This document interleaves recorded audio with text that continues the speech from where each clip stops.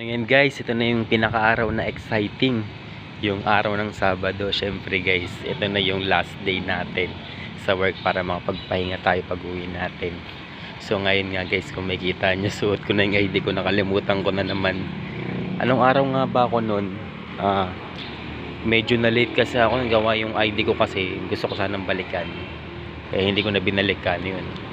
So ang hirap kumuha ng ang tawag dito, yung papel, paper pass para makapasok sa company. So buti na lang pinitch yung yung coordinator yun. Nakapasok pag ganun. So yun nga, may warning na tayo sa gwardiya.